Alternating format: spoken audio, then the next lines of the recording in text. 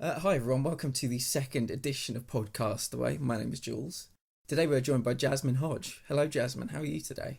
Hi, I'm not too bad, thanks. Yourself? Pretty good, pretty good. Do you know what we're doing today? Got a good idea, yeah. Fantastic. For those at home, I'll quickly explain. If you've any idea what Desert Island Discs is, this is basically a complete rip-off of that, so please don't sue BBC.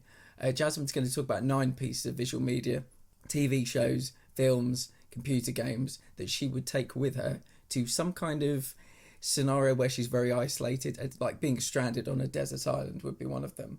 At the end of that, Jasmine gets to also pick a book and a luxury item as well. And then we get to learn more about Jasmine through these items. So let's start, Jasmine. Tell us something about you and tell us of your connection to the Geekly. Well, I am a government scientist. I'm quite creative and I got to know the Geekly through listening to the podcast and actually creating merchandise for them. So for you guys, I make the coasters, I design a few things here and there. Yeah, I just kind of got connected through that way. You sent us some samples and I've shown them around and we've had a lot of positive feedback. And those coasters are now available on one of our Patreon tiers. So thank you very much for making those available for us. That's no problem at all. I've got a couple more on the go for you for the newer patrons. So we'll see where it all goes. Yeah, and the fact that you're a government scientist as well, it sounds very Bruce Banner. So I think a lot of people, that listen to this podcast would respond to that quite well. Probably wondering what you're getting up to and wondering when the day is that you're going to develop superpowers. So please keep us informed if you develop any such powers. I will, and I always like to use the phrase, you can't talk about my work because, it's classified. Don't have the right security. Yeah, absolutely. If you tell me, you'd have to kill me. Exactly. One of my favourite lines. Okay, well, let's dive straight in. You know the rules: film, TV, computer games. You take these to some kind of scenario. What kind of scenario will you be stranded in? I mean, it's probably on topic right now, actually. It's always been, for me, some kind of dystopian, post-apocalyptic type scenario. So basically what we're doing now in self-isolation, but a bit less, lenient. A bit more, definitely end of the world, sort of Fallout, Borderlands kind of, well, this has gone to shit type scenario. I think you and Lex would get on very well, actually. Yeah, he likes an apocalypse. He likes a post-apocalyptic landscape. Okay, right. Well, everybody, picture the scene. Jasmine's isolating, potentially the last woman on Earth. You never know. So, what have you been able to scrounge about for? And obviously, you have full access to all the consoles, a TV, Blu-ray player, so you don't need to worry about that. Don't overthink it. Don't overthink the concept. Just yeah, what would you like to offer us first? So I'm going to start with one of my TV show box sets, and one that I've actually probably chewed your ear off recently about, and that is the 1990s animated X-Men series. That is a really good choice. Tell us about 1990s Jasmine. Tell us about where you were when you started enjoying this program. Literally, the living room of a morning watching it. As you do. Like, I was aware of things like, I used to watch the Iron Man TV show, I used to watch the Batman animated series. So I was aware of all the superhero stuff. But none of it really caught me quite like X-Men. It was the first thing that really got me into the comic book world. It was the first thing that really got my interest for superheroes. Nothing quite gets me as hyped up as the soundtrack, the theme tune to that show. When you said it, that was the first thing that came to my mind. Absolutely. Yeah, it's very iconic. Would that have been on, I think, BBC? I seem to remember that being on back in the day. And it was, yeah. And then once we were quite lucky, we moved to Sky when I was quite young as well. And it was on Jetix, which is now like, I think, Disney XD or something like that. But it was on Jetix and it was a morning thing there. Oh, it was brilliant. Yeah. Who's your favourite X-man or woman? My favourite X-Men is actually my favourite superhero of all time, and it is the Raging Cajun himself, Gambit. You and Lex would get on really well. His favourite X-Man is also Gambit. I think he's looking forward to some kind of film adaptation at some point. What have you made of the X-Men films, starting back with like the original X-Men film, like something like 2001 possibly? Patrick Stewart as Charles Xavier. They couldn't have cast like Xavier and Magneto better if they tried. But I think over the years they've corrected a few things of where I think they tried a few things but didn't quite work. So the original, I think is it X3, the original sort of take on Dark Phoenix that they tried didn't quite work out that well. I think it's a very polite way of saying it. Yeah, I'm being diplomatic here. Yeah. The way that they then went the whole apocalypse way, Days of Future Past, just going and completely rewriting the whole fucking thing, like, that was brilliant. I feel they're more on track. They've got the New Mutants film coming out soon, I think, which focuses on Wolfsbane, which is great because they're quite... Yeah, this is like huge nerdiness coming through now. Well, this is the right place for it, so please exactly. go to town. When you say X-Men, a lot of people will focus straight on Wolverine. They'll focus straight on those kinds of really hyped up X-Men, and this is a great way to showcase that there was more to the comics than just that. There were, new recruits. There were things that more going on and things like that. Like, I'd love to see more of a film on. I mean, I'd love to see the Gambit film, but I doubt that's happening now, unfortunately. But I'd love to see a film based on the Morlocks and everything like that, like the underground mutants. Very cool. Yeah, well, I mean, obviously Marvel's got all the rights back now, and you never know which direction they're going to take it in. I must ask you, for a long time, Channing Tatum was connected to the role. Do you have any thoughts on that? See, I never saw him as a Gambit, but the more interviews you watched with him, the more enthusiastic he was about it. The fact that Gambit was also his favourite superhero, so you think he'd really do it justice if he was given the chance. Thinking about X-Men, the cartoon, it's obviously one of the great things just come to Disney Plus as well. And I know you've got Disney Plus. I've also got Disney Plus. Lex has got Disney Plus. And have you just been chowing down on a lot of X-Men, the animated series? Not that I've been anywhere for the very foreseeable future or recent past, but yes, I've just binged the whole way through it. I am probably going to go from that to maybe some more Star Wars stuff or some of the X-Men movies. Not quite decided yet, but yeah, it's great. Disney Plus is saving my quarantine right now. Yeah. And would you say it takes you back to like a happy place watching X-Men? Maybe it reminds you of a simpler time. I think so, yeah. Like you can watch it over and over again and I don't get bored. I still enjoy the storylines. I still enjoy the sometimes very bad 1990s voice acting, but that's what it's all about, isn't it? Cool. Well, I think that's a good start. Let's move on to something else. The film I've got here, that's kind of, again, like a comfort food for me. It's one that I go to if I need a pick-me-up, if I just want something to enjoy. It's one that I could probably just watch over and over again, and that is Labyrinth. Interesting choice. Labyrinth is I want to say 80s movie that uses a lot of the puppets. Is it Jim Henson? Did Jim Henson do that? Yeah, he did, yeah. So a young girl, she lives with her stepmother and her dad. There's a new baby. She's not getting much attention. She's feeling quite agitated about it, or wishes that somebody would take the baby away. And someone does take the baby away. It is the King of the Goblins, played by David Bowie. Of course. Of course, he strides into the room, transforming from an owl, waving crystals around, going, yes, you have 13 hours to get this baby back or I'll turn him into a goblin. So, yeah, she goes on an adventure, makes some friends along the way, makes a few enemies, there's a bog of eternal stench, there's all sorts of things. But it's a bit of escapism, really. It's a bit fantastical, messages of friendship and perseverance, and you've set a goal and the rules change, life isn't fair, but, if you stick it out, things all work out okay. No, it's a little feel-good film, and because David Bowie's in it, David Bowie does the soundtrack. Of course, I bet that was the first thing he put into his contract. So when do you think you first kind of came across this film? Oh, I was very young. Like, it was one of the first films I remember watching it enough to remember it, if that makes sense. So I was in my first house. We moved when I was 8, so I was obviously much younger than 8 when I first saw this, and I remember it because my aunt had bought it to us on video, because yes, all the back of the day it was video. Yeah, I remember sitting down with my aunt and my mum watching it and just really enjoying it and really kind of asking a lot of questions about things, and it just kind of stuck, yeah. And is there anything about that film in particular that you kind of connect with, or is there any kind of messages there that you think are kind of interesting for modern people to think about or think about in contemporary times? I mean, it's always one of those be careful what you wish for situations, isn't it? And at the end of the day, anything that does annoy you with regards to family, I mean, you make up anyway.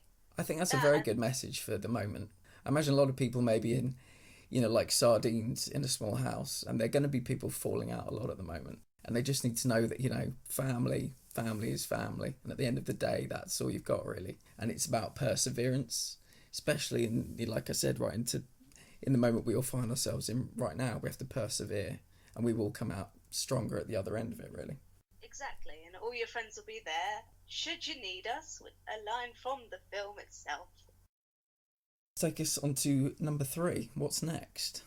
Well, I'll go into a game, and that is probably one of the first games I played. And again, something that I can play over and over again was Pokemon Crystal. With Yeah. I never knew how to pronounce it, but it's like Suicune on the front, or Yeah. Suicune or something. Suicune? I want to say Suicune. That sounds about right. Yeah. Talk to me about Pokemon Crystal.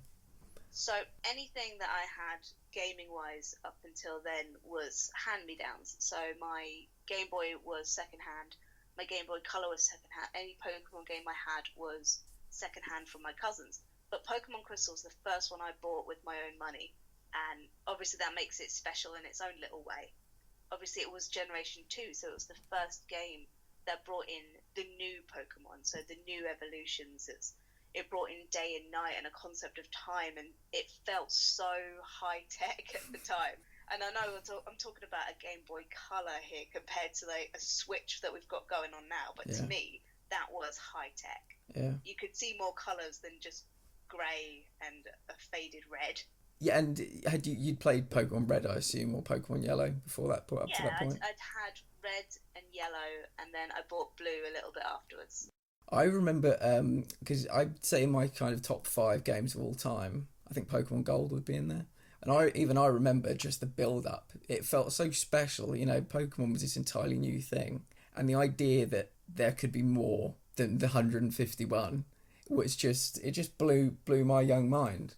What does the franchise of Pokemon kind of mean to you? Does that take you back? I mean, anyone from our kind of age would know that Pokemon was huge. It was huge growing up. So it takes me back to things like trading Pokemon cards in the playground and, getting them confiscated because it wasn't really allowed. I was going to say something a bit controversial here.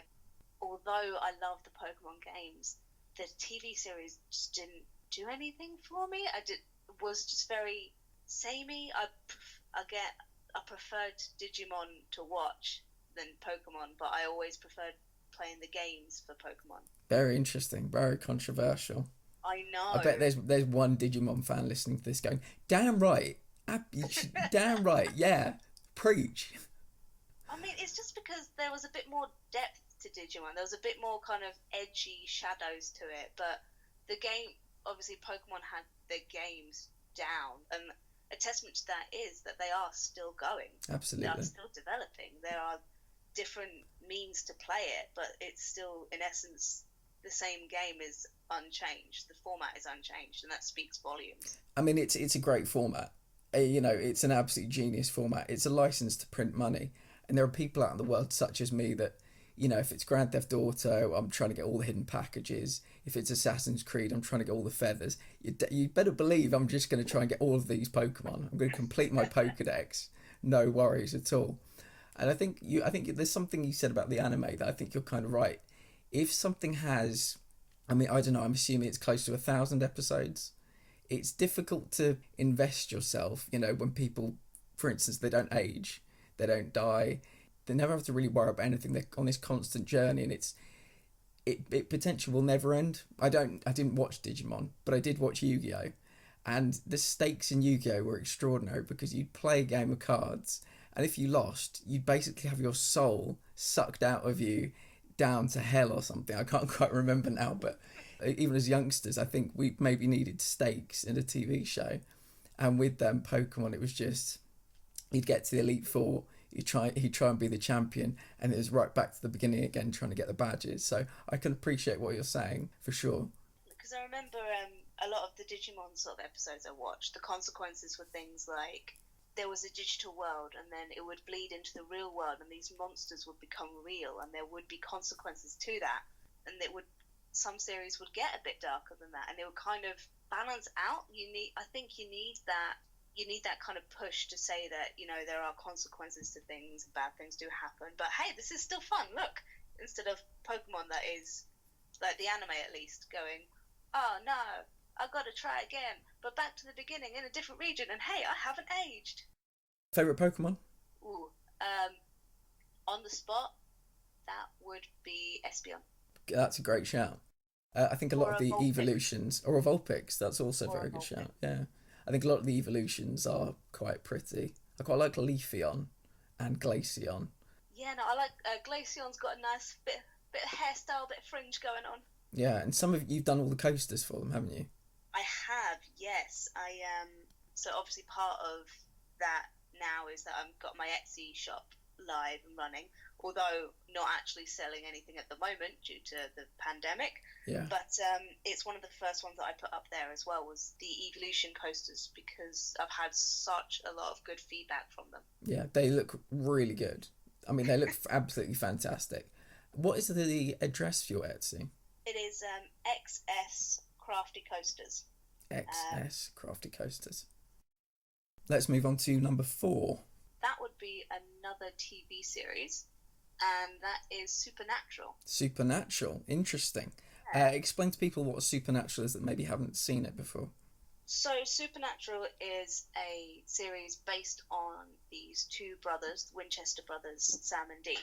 So the motto of the show is saving people, hunting things, the family business. And it is these two brothers going through the world, getting called into occult, supernatural things that are happening, and they're there to fix them. So like werewolves and witches, angels start coming in, demons, all that kind of mythology stuff, all that dark fantasy stuff, all kind of in one.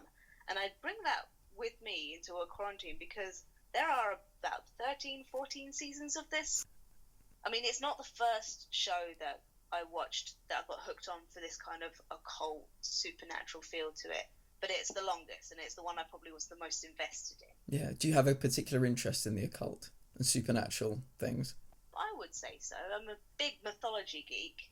One of my other choices will go into what started me on my big mythology kind of craze. But yeah, I think everybody, it's that kind of superhuman escapism, isn't it? So it's the same sort of thing with superheroes, I suppose. It's not quite reality, but close enough to make it feel like it could happen.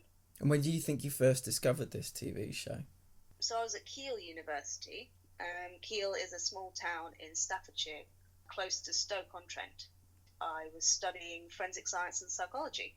One of my friends used to watch it a lot, and I'd never really heard of it before. And they told me I should check it out because I was talking to them about Buffy. And they'd already been on season 9, I think, by then. So I spent what should have been a lot of time studying, a lot of time watching Supernatural. I think everybody that goes to university has one of those TV shows. You've mentioned a lot of family so far. You've talked about cousins. You talked about your mum. You talked about your aunt. What does family mean to you? It means a lot. I have a huge family. Not as in my household.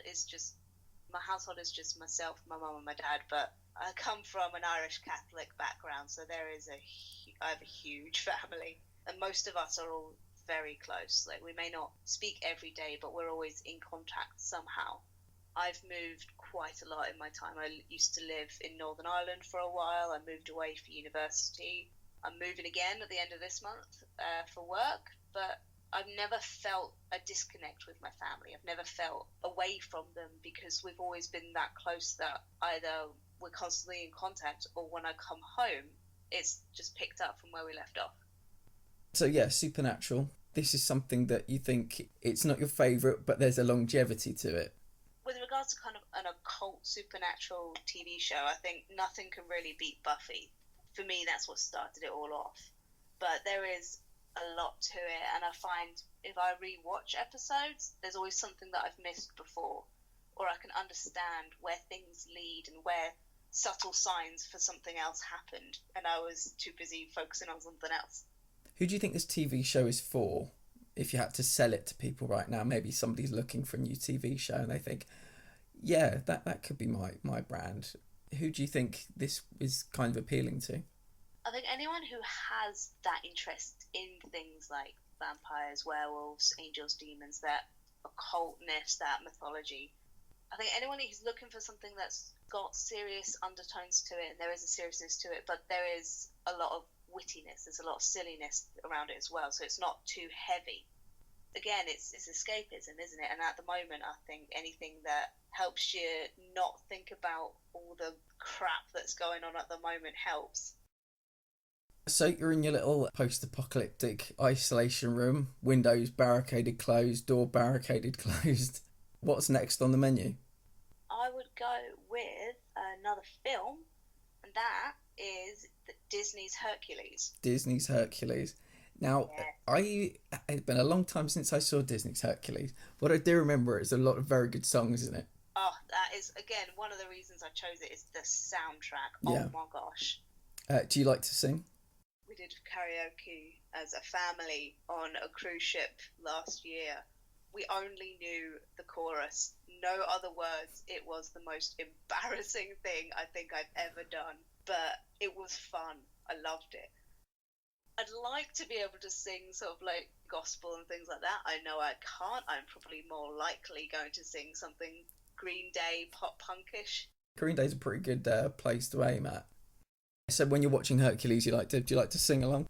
Who doesn't? It's Disney. It's kind of a crime if you don't sing along. The soundtrack, obviously, for me, is one of my favourite Disney ones, just because there's so much energy and there's so much upbeat to it. But it was the first thing that got me into Greek mythology, which is probably one of my favourite things to read up about. Are there any kind of books that you'd recommend, or any people involved in Greek mythology that you'd recommend? I mean, there's a lot of it. I think the Odyssey, obviously, is the first place to go, Homer's Odyssey, because that kind of puts into perspective a lot of what happened. Because I remember watching Hercules and reading up, thinking that, oh, this looks really cool. I wonder what it was really like. It's really not like the film. It's very child-friendly, the film, for obvious reasons. Yeah, the mythology isn't at all like that, but it's fun to read up about. It's really interesting. It gives a more palpable understanding of theology and a lot of where society kind of was at the time or where it's developed into now. Personally, I quite like the idea of there being several gods for a few things instead of one god for all things. But how interesting. Again, that's my own opinion. That's my own spirituality, I guess, maybe. I think it's interesting because it's whatever helps you sleep at night as well. But I found that idea quite good. I think they hit the nail on the head themselves, having gods for different parts of life and different parts of the world, like a god of the sea, a god of the earth, that kind of stuff. Just on a personal note, I particularly like the goddess Persephone. She was the goddess of spring. Then she married Hades, the god of the dead, and became queen of the dead.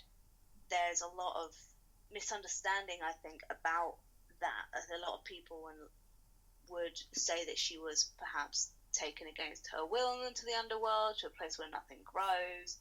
But in a sense, she kind of became this goddess who made flowers grow in a place that everything else was dead. She was this kind of morbid beauty in a place that nothing else was, and I think that's amazing.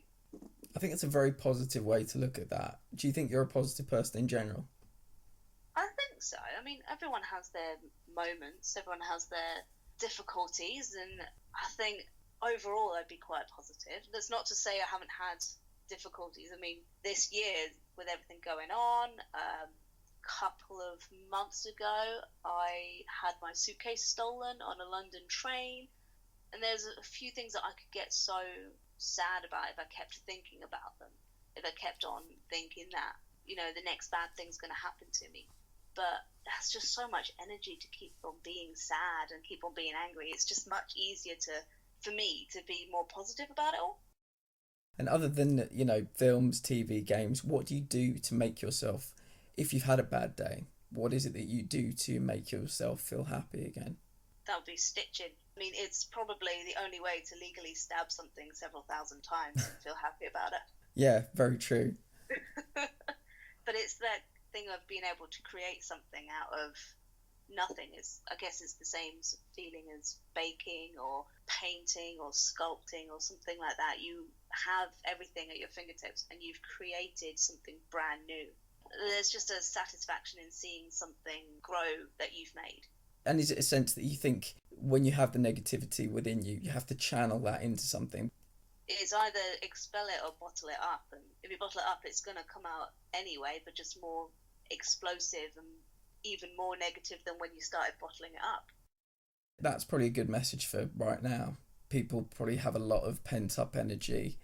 They're not used to being sat around all day. Maybe they'd be out exercising, they'd be out doing their job, and it's the time to maybe find a way to use that energy constructively. And they might have to be creative in their thinking, because people may not necessarily be creatives. If they just go to work every day, maybe in central London, they're not sure how to do that. So it might be a good time for a lot of people to kind of go out and just try something new. Just try and explore, do something that scares you, something completely different. Maybe even starting a podcast, you never know. Yeah, and it's a case of things that there's so much you can do from your own home. There are so many online courses, tutorials, there are things you can order in to do. There's just a lot that if you thought of something that you wanted to do, I can guarantee you can start it now.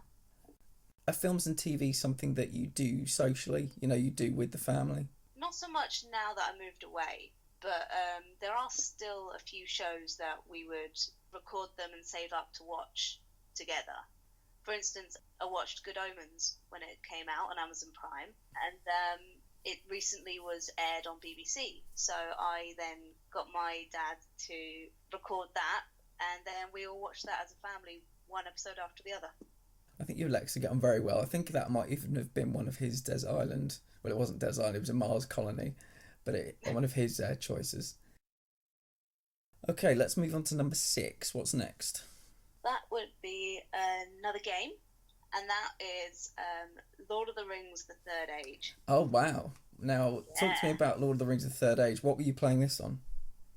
This was on PlayStation 2. Oh, PlayStation 2. My absolute favourite console ever. Do you know what? It might be mine as well. It's a very, very good console. Yeah, talk to me about this game. So it was a turn-based RPG where you were a human sort of fighter you were following the Fellowship throughout their adventures. You were always a couple of days behind because you were trying to find something. You were trying to find Boromir, I think. And along the way, you picked up an elven girl, there was a ranger, a dwarf, another human woman. Yeah, there's a few people along the way, and you had quests to complete and monsters to battle, but you played every character for each turn. And so it had that feel of Dungeons and Dragons, where you had a healer, you had a fighter, you had a ranged attack. And I think it wasn't until I started playing Dungeons and Dragons quite recently that I realised that's where that came from, and that's where that love for that style of play came from as well. Where have you started playing Dungeons and Dragons? So I started when I lived over in Belfast with a few friends there, and now it's a case of, and when I get my internet back on track, we play online. So I'm still quite new to it, but it's quite fun, and even more fun when you've had a couple of drinks here and there. Sell Dungeons and Dragons to me and the people. Maybe people that it would be a bit out of their comfort zone. I know it probably has a bit of a nerdy rep to it, but this is the best place to talk about those kinds of things. I mean, you create a character and you play that character through role play, and everything is controlled by dice, so everything is controlled by luck, and you can't really predict what happens next, but you roll with it. It's improvisation. There is somebody who decides what happens along the story, so they're the dungeon master.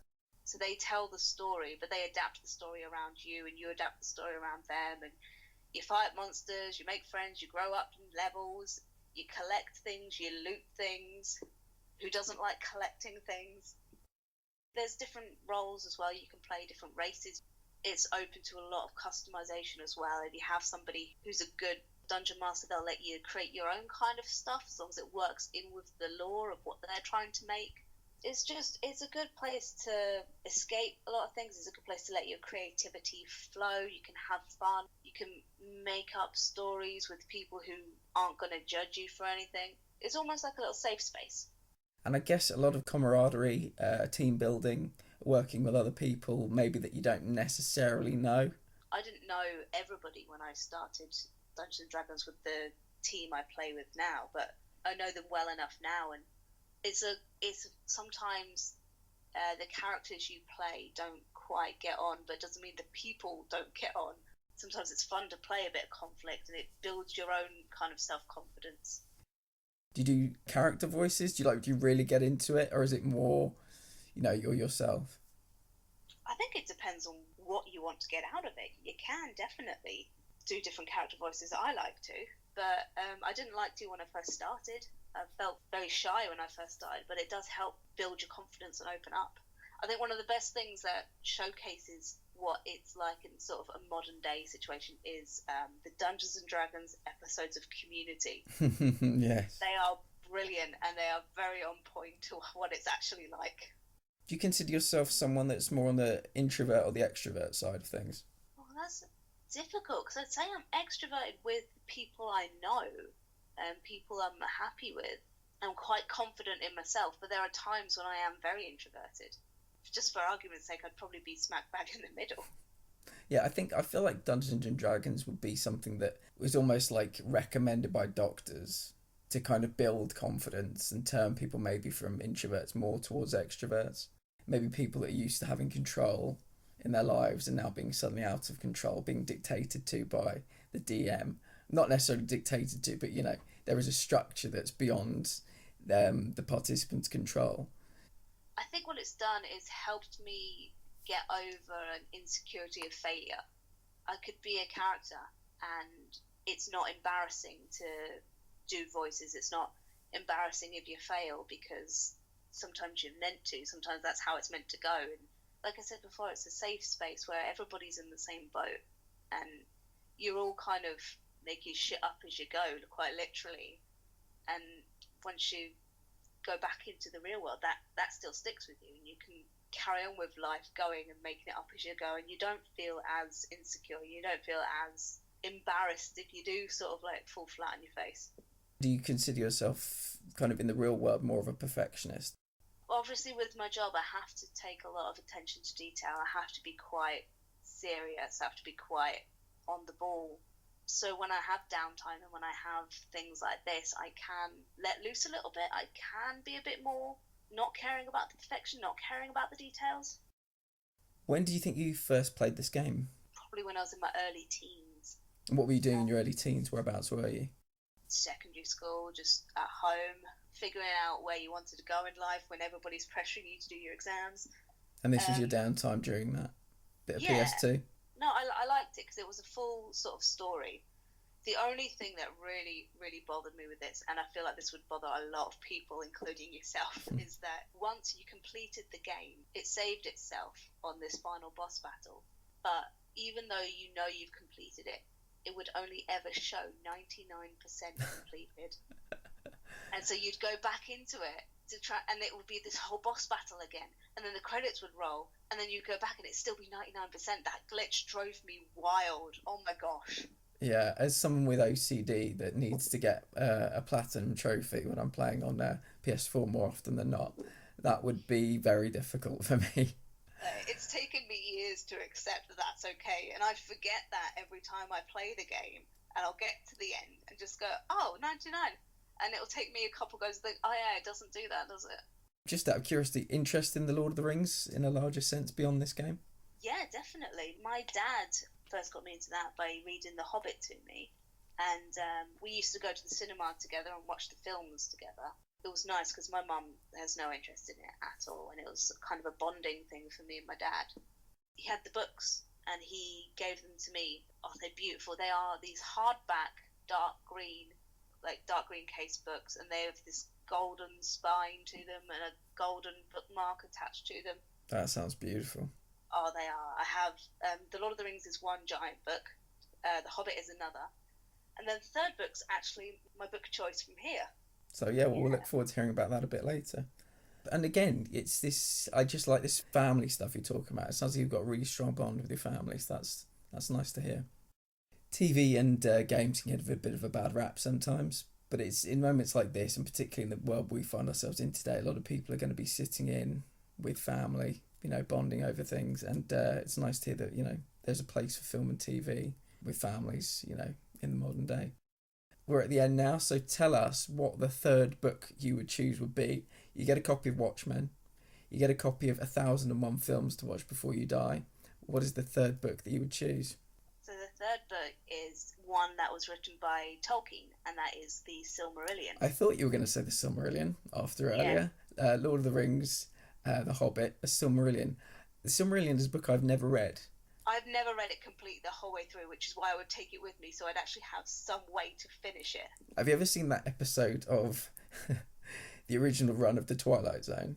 There's the last man on Earth, and he's in a library, and this is right at the end of the episode. I think he either falls over or he bends over, and his glasses fall and smash, and he's got all these books to read, but he no longer has his glasses, and he says, "There was time now. There was time." What you just said just reminded me of that kind of quote, because you'd finally have time and you'd finally have all the peace you wanted to read this book.